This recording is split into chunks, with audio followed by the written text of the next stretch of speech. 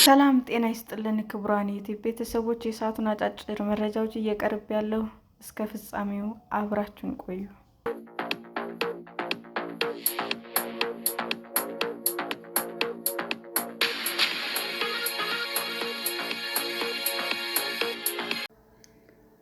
ቮልስዋገን 100,000 ሰራተኞችን ለመቀነስ ማቀዱ ተገለጸ።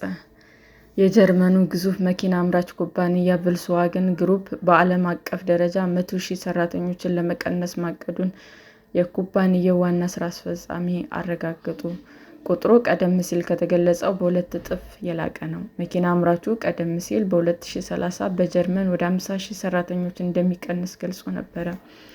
ድርጅቱ በዋና ገበያው ሽያጩ እየቀነሰበት በመምጣቱ እንዲሁም የቻይና ብራንድ ወደ አውሮፓ በመግባቱ ምክንያት ባለፈው ዓመት ትርፍ በከፍተኛ ሁኔታ ቀንሶበታል።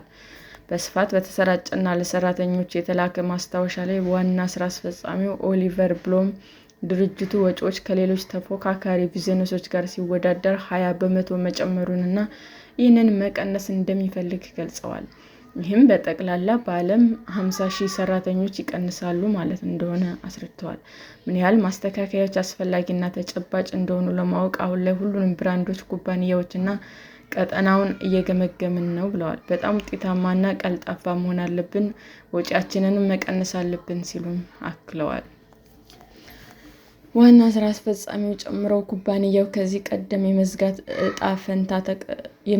ዕጣ ፈንታ ተደቅኖባቸው የነበሩትን በጀርመን የሚገኙ 4 ፋብሪካዎች ለሌላ አገልግሎት መዋላቸውን በተመለከተ ማረጋገጥ አልቻለም ብለዋል።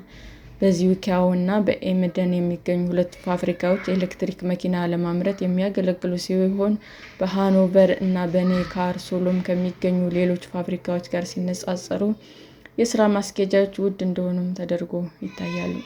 ከቅርብ ዓመታት ወዲህ ቮልስዋገን ትርፉ እያሽቆለቆለበት ነው። እንደ አውሮፓውያን አቆጣጠር በ2023 የተጣራ $25.8 ቢሊዮን $22 ሚሊዮን ትርፍ ያገኘ ሲሆን ይህም በ2024 ወደ $19.1 ቢሊዮን ወርዷል። ባለፈው ዓመት ደግሞ ወደ $8.9 ቢሊዮን ተንኮታኩቷል። ኩባንያው በተለይ ዋነኛ የሆነውን የቻይና ገበያው በከፍተኛ ሁኔታ ቀንሶበታል። በአሜሪካ የትራምፕ አስተዳደር ወደ ሀገሩ በሚገቡ መኪኖች ላይ ከጣለው ታሪፍ ጋር ተያይዞ ያለው ሽያጭ ከ7 በመቶ በላይ አሽቆልቁሎበታል። በዚህ ዓመት የመጀመሪያዎቹ 6 ወራት ውስጥ ያለው ገበያው ካለፈው ዓመት ተመሳሳይ ወቅት ጋር ሲነጻጸር 26 በመቶ ቅናሽ አሳይቷል። ይህ በእንዲህ እያለ የቻይና መለያ ያላቸው ምርቶች በስፋት ዓለም አቀፍ ገበያውን እየተቀላቀሉ ነው። እነዚህ ምርቶች ከአውሮፓ ተፎካካሪዎች ጋር ሲነጻጸሩ ዝቅተኛ የምርት ወጪ ነው ያላቸው። ይህ ሌሎች ነባር ብራንዶች ወጪያቸውን ለመቆጣጠር እና ትርፋቸውን ለማስጠበቅ እንዳይችሉ ጫና ፈጥሮባቸዋል።